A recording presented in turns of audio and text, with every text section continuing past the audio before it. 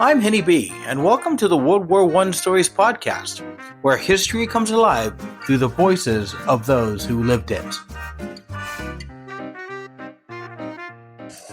Some scenes in these stories may be too graphic for sensitive listeners, so listener discretion is advised.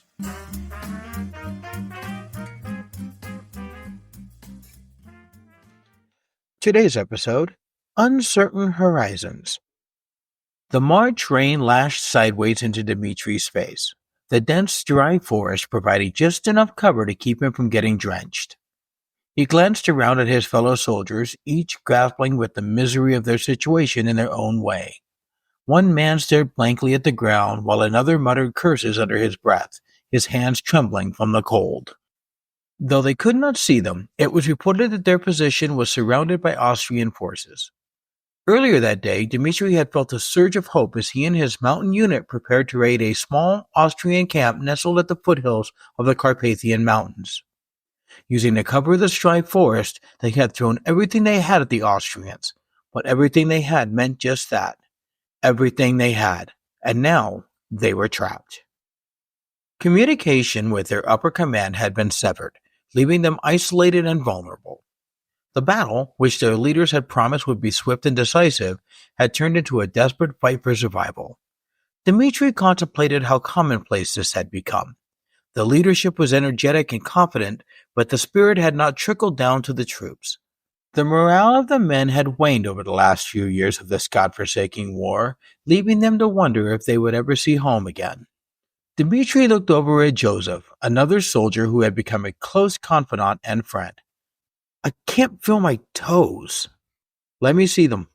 Joseph's voice was steady, but his eyes betrayed concern. Dimitri lifted his left foot for Joseph to inspect, then his right. Your toes are black. Is that what frostbite looks like? Joseph asked, his brow furrowing. I have no idea. That's why I asked. Dimitri's heart sank. He wanted to light a fire to provide warmth, but he knew that if he did, it would be the end of them all.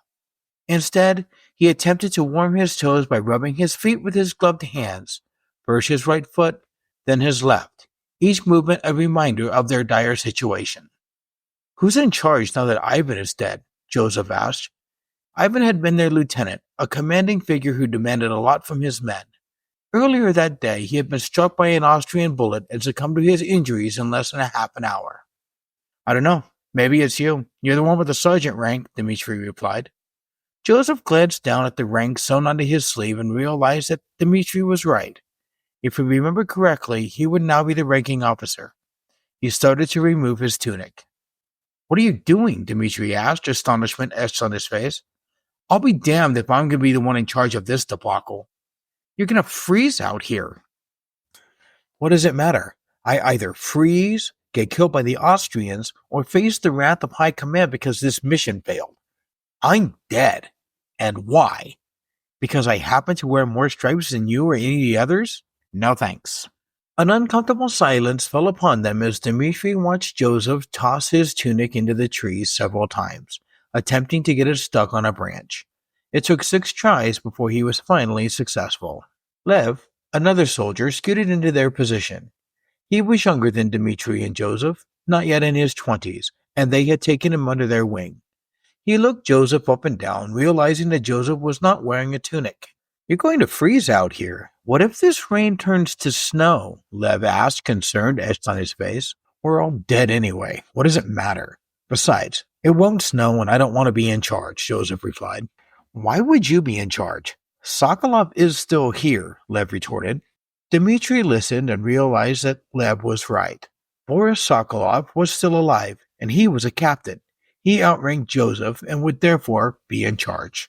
Joseph looked up into the darkness of the forest canopy, where he could barely make out his tunic hanging up there, out of reach. Did you guys hear? Earlier today, before we engaged the Austrians, Ivan got a dispatch.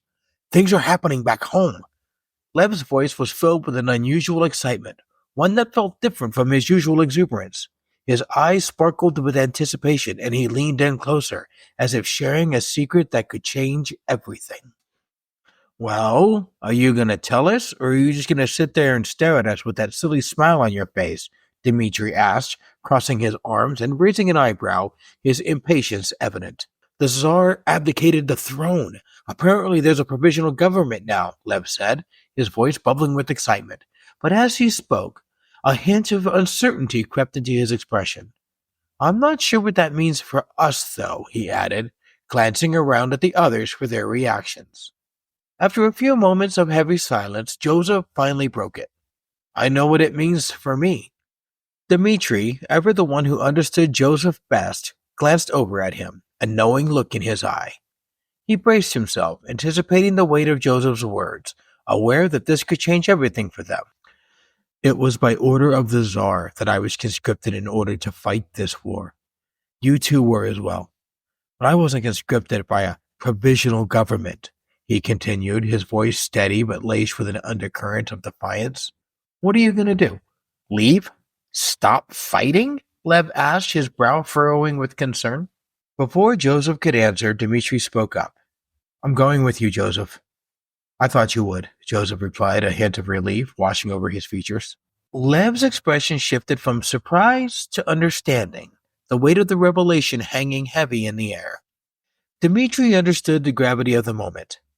Everything now hinged precariously on how Lev would respond to the information. Desertion was punishable by death, and Sokolov would not hesitate to act if he caught wind of anyone even discussing it. While it had become common knowledge that many soldiers were deserting these days, very few dared to leave their division. Ivan and Sokolov enforced a strict zero-tolerance policy that kept most in line. If you go, I go. There's no way I'm staying here under Sokolov. He's going to be even more demanding and brutal than Ivan, Lev finally said. Dimitri felt a pang of fear rise within him as he realized the decision had been made. He, along with Joseph and Lev, would be deserters. People whom some would label as cowards. When do we go? He asked, looking directly at Joseph. Why not right now? Joseph replied. Shouldn't we wait until, where people are asleep? Dimitri suggested, sweeping his arm to indicate the others around him. I don't want to wait. If we wait, there's a possibility that reinforcements or supplies could get through. If we go now, then we only have to worry about sneaking past the Austrians, and with just the three of us, that may not be too difficult, Joseph explained. Sokolov could still hang us, Lev retorted. He won't. If he tries, we'll make it known to everyone that the Tsar has abdicated. How do you think people will react when they realize Sokolov knew this and said nothing? Joseph was dedicated now, and Dimitri could tell. Joseph stood abruptly and began to walk away. It took a moment for Dimitri to realize, it's happening now. They're just going to get up and leave. Dimitri rose to his feet, followed by Lev, and together they made their way through the forest, past sleeping soldiers and eventually Sokolov himself. They walked by everyone without a single person questioning them. They had made it through, completely unmolested. Dimitri was cold. The rain had intensified and the air was chilly. He could only imagine how cold Joseph must be without a tunic, so he offered to share his. They took turns wearing it as they made their way through the forest. They walked for hours, their senses attuned to any small noises, their eyes constantly scanning the surroundings for movement. Though they stayed separated, they remained within eyesight of each other, moving deftly through the foliage. As the sun began to rise, they came upon a clearing. It was empty. They had walked all night with no sign of Austrian soldiers. Had the report of the surrounding Austrian army been erroneous? It dawned on Dimitri that, of course it had. Sokolov wouldn't want them to know that there was an avenue for retreat. Russian superiors did not allow for retreat. They would much rather shoot you in the back. Dimitri glanced at Lev and Joseph, and he knew they shared the same revelation. The relieved looks on their faces made it clear. Now what? Dimitri asked. With the sun rising, there was just enough light for Joseph to see his compass, so he retrieved it from his pants pocket. We're headed southeast, but I think we need to head northeast to reach Petrograd. Petrograd? Dimitri echoed. Why Petrograd? Dimitri, you can go wherever you wish, my dear friend, but I want to see it for myself. I want to witness that the Tsar is no more. I want to see that we have a chance for change. Real change, Joseph replied. Dimitri's thoughts immediately turned to his young wife and daughter, whom he had left behind in their small village just outside of Moscow.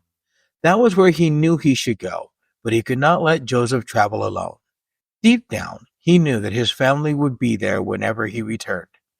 Dimitri nodded in assurance to Joseph, and Joseph instantly understood that he had a traveling companion to Petrograd. Dimitri glanced at Lev and knew immediately that Lev would not be going anywhere without them. The trio traveled for 3 days before they reached the river. They fashioned spears from fallen branches and successfully speared some fish. They knew that if they followed the river, they would eventually reach a village, town, or perhaps even a large city, and eventually they did. They traded the fish for a fresh meal and a room at an inn. When they inquired about their whereabouts, the innkeeper informed them that they had entered Russia a day ago. Noticing their uniforms, the innkeeper graciously donated an old carriage and 2 horses to the trio. As they settled in for the night, Dimitri again noticed the black spots on his toes that gave him discomfort with every step he took. He approached the innkeeper, who was busy cleaning up after the evening meal. "Do you have any spare shoes?" Dimitri asked, his voice tinged with hope. The innkeeper paused, considering the request. "I might have something in the back," he replied, disappearing into a storage room. Moments later, he returned with a pair of sturdy, well-worn boots. "They belong to my brother. They may not be new, but they'll keep your feet warm and dry." Dmitri gratefully accepted the boots, trying them on. They fit snugly, and he felt a wave of relief wash over him. "Thank you," he said, his spirits lifted. "These will make the journey much easier." For the next 2 weeks, the trio headed northeast towards Petrograd, navigating through the unpredictable early spring weather. The air was crisp, with lingering patches of snow along the roadside, remnants of winter's grip.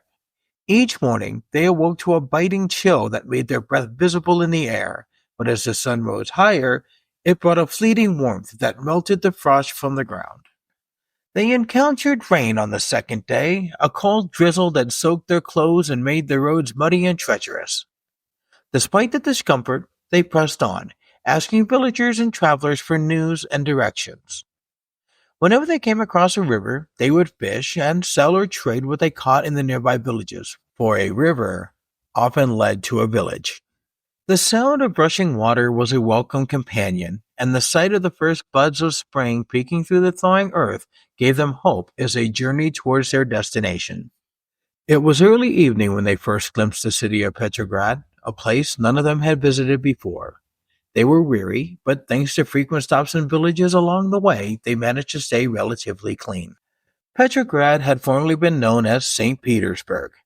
The name was changed in 1914 when World War I began, as St. Petersburg sounded too German amidst the rising anti-German sentiment. It was the capital of the Russian Empire and had housed the Romanov family for over 300 years, serving as a symbol of imperial power and grandeur.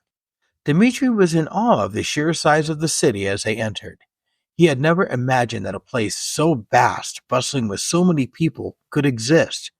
The grand architecture and throngs of pedestrians were a far cry from the quiet simplicity of his little village. As they made their way through the bustling streets, the air was thick with excitement.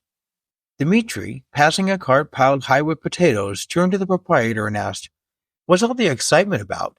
"The rumor is that Lenin is arriving on the train tonight," the man replied, glancing around as if to gauge the truth of the chatter.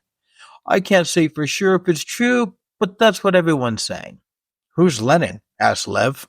Dmitri was curious as well, for he had never heard of anyone named Lenin. "He's a revolutionary. A Bolshevik, I think. I don't know the details of their politics, but they hate the Tsar and everything he stands for.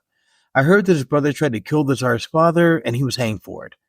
That was like 20 years ago, though," Joseph explained. The proprietor seemed amused by the discussion, but interjected, "Would you like to buy some potatoes?" Dimitri spoke for the group, politely declining the offer, and they continued on their way towards the Winter Palace, Russia's seat of power. They found an inn near the Winter Palace and paid for a room with some rubles they had procured by selling fish they had caught the day before. The next morning, Dimitri could hear a commotion in the street below. Curiosity piqued, he wandered downstairs to see what was going on. The air was electric with excitement. People were buzzing, their voices rising and falling like the tide. The name Lenin was mentioned repeatedly, each utterance igniting a spark of fervor among the crowd.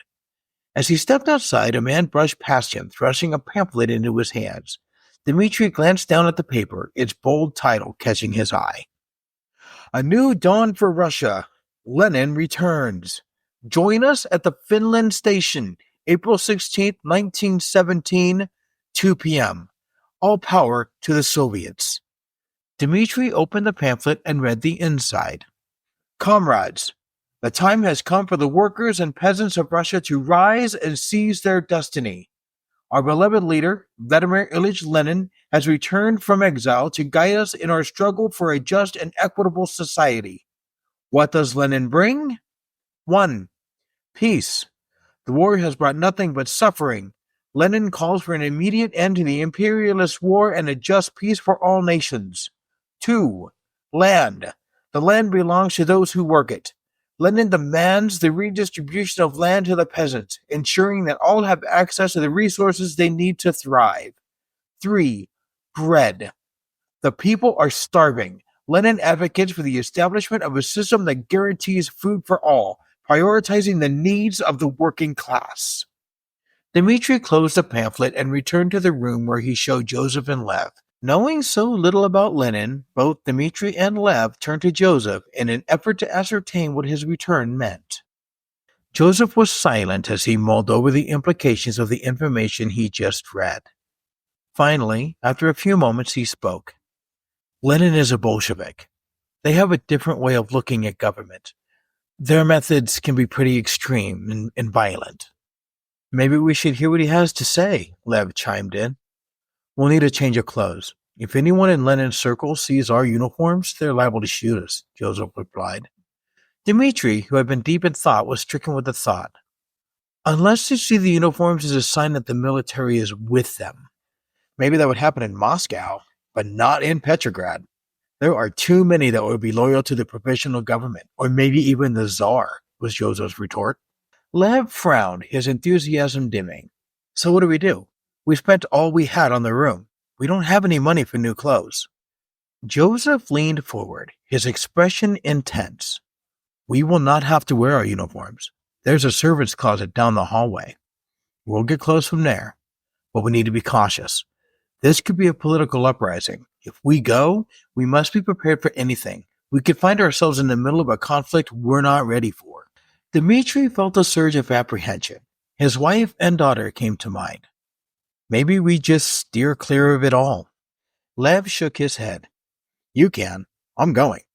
Both the Tsar and the provisional government hung us out to dry. We had no food, no ammunition. Hell, you had no damn shoes, Dimitri. This Lenin guy may not be the second coming of Alexander the Great, but it's worth it to hear what he has to say. Joseph sighed, torn between caution and the allure of revolution. All right, but we need a plan. We'll change our clothes and blend in with the crowd. We'll listen to what Lenin has to say, but we must remain vigilant. If things turn violent, we need to get out fast. Dimitri and Lev exchanged glances, a mix of apprehension and excitement coursing through them. They were on the brink of a decision that could alter the course of their lives. Fine, I'm in. Let's do it, Dimitri said, his voice steady. But after that, I'm going to head home. I have a wife and a daughter to think about. That's perfectly fair, Joseph replied. You have a wife and daughter? Lev asked. As they began to gather their things, the weight of their choice hung in the air, a palpable mix of hope and fear. Along their way to the railway station, they joined others that were also making the journey. During polite and pointed conversations along the way, Dimitri learned more about Lenin.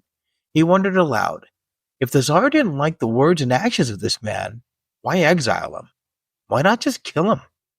Another man in the crowd, Dimitri did not know his name, answered. It's complicated. Lenin's a popular man, even in exile. Killing him could have turned him into a martyr. Exile was a way to contain him, to silence his influence without making him a symbol of the resistance. When they finally reached the station, they made their way to the railway platform. There, they joined the throngs of people who patiently waited for the once exiled man to make an appearance. Eventually, Lenin came out. Dimitri had expected a man of larger-than-life stature. Instead, he saw a short man with a pointy goatee and sharp, intense eyes. This is Lenin? He asked Joseph. He doesn't seem like anything special, just a regular guy. Joseph looked at Dimitri. Not every giant is actually a giant, my friend. Dimitri was not convinced that this man could lead a movement. And then Lenin spoke.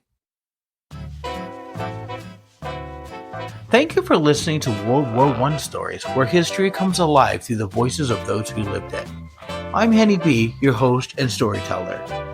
Please like and subscribe, and maybe even leave a review for us wherever you find your podcasts. And join us again for more World War I stories.